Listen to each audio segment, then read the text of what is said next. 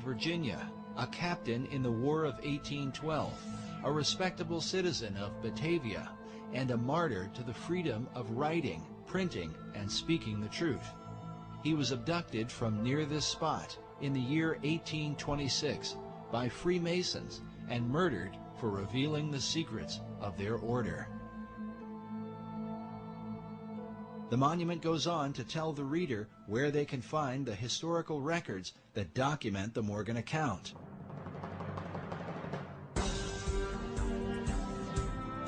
Why would the citizens of Batavia have gone to this length?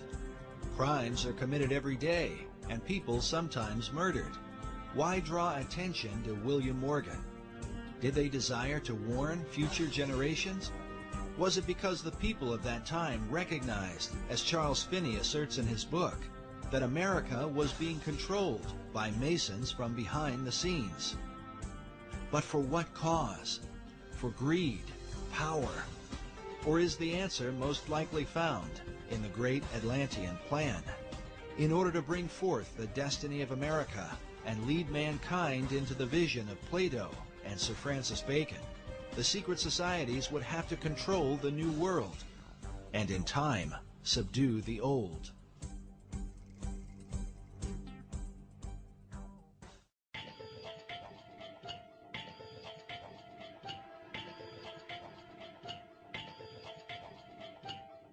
But how to bring about this utopian empire? In his writings, Sir Francis Bacon called for a universal reformation of the whole wide world.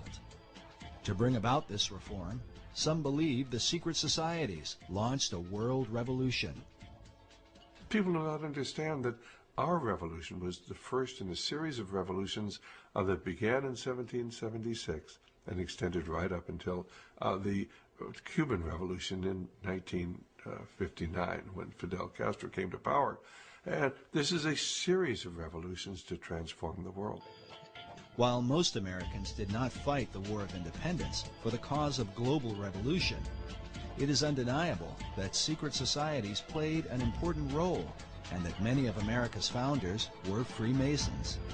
Many of them were Masons, but they were into Masonry because, of course, this was the only way that they could protect themselves. This was the only way they could keep from being found out. So they were plotting a revolution.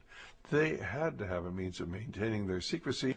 I think Masonry was in fact used as a built-in network, a secret network in which to foment the American Revolution.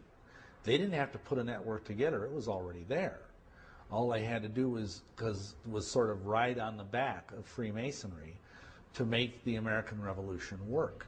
And work it did with the help of Masonic ingenuity, beginning with the kickoff event, the Boston Tea Party.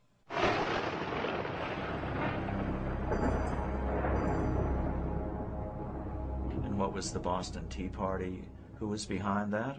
Who were the raiders of the English tea ship?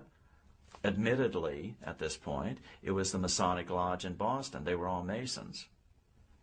It was the Masons wanting to implement this revolution. The leader of the men who dressed up like Indians and threw the tea into Boston Harbor was the legendary Paul Revere, whose famous ride would alert Americans that the British were coming. Pictured here with a teapot commemorating his rebellion, Paul Revere was a prominent member of the Masonic Order.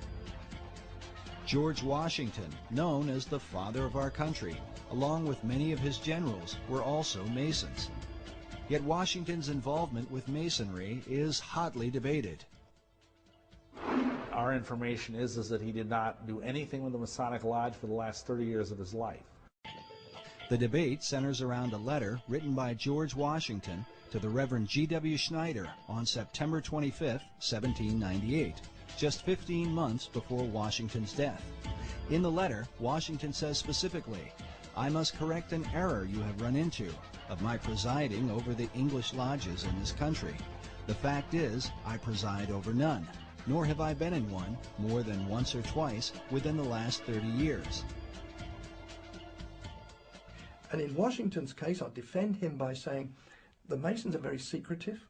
When they approach a man, to be a member of their organization. They will not and cannot tell him what it's all about. But what they can do is to say, well, you see, there were all these famous people. They were Freemasons, and they can name off the kings, and today, of course, they can name off Washington. And so the candidate would then argue to himself, well, who am I?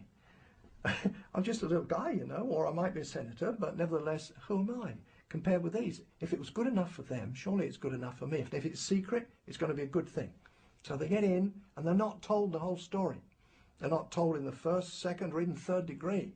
They're not told the whole story, but little by little, as they acquire more knowledge, and as they are deemed to be faithful to the cause, they are told more. And that's just how they get the people in.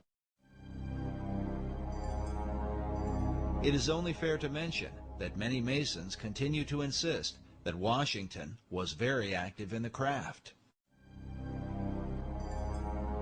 Yet there is no debate about the Masonic membership of Benjamin Franklin, who was deeply involved not only with Masonry, but a whole variety of secret societies in America, in England, and in France.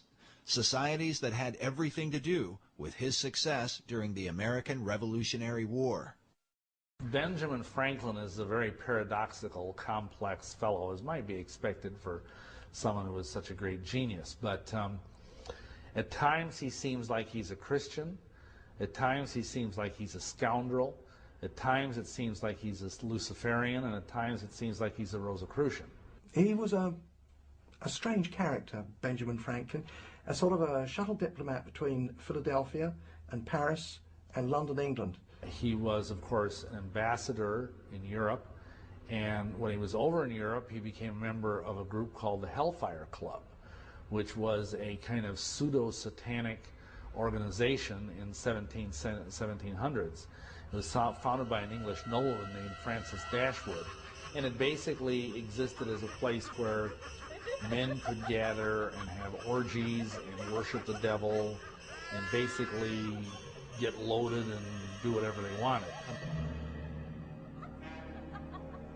under the guise of it being a satanic society. The Hellfire Club was a part of the so-called gentlemen's clubs of 17th and 18th century England. While the debauched behavior of these groups was initially tolerated, once they began to dabble in satanic rituals, they were forced to go underground, literally. Hellfire Club, as a matter of fact, I used to live quite near that place. It's on the west side of London, at a place called West Wickham. It's a hill. It's a chalk hill, now of course covered in grass, and on the top of that chalk hill is a church. On the top of the church there's a golden ball. There's a cross on top of that. Now that's a Christian church, but inside the hill is a cave. Often those chalk hills, they do have caves inside them. It's the way they're formed. And in the cave there, they would gather together. Now, I don't say that it was the church, the occupants of the church that gathered there, but whether they knew it or not, the Hellfire Club would hold their meetings once a month underneath the church.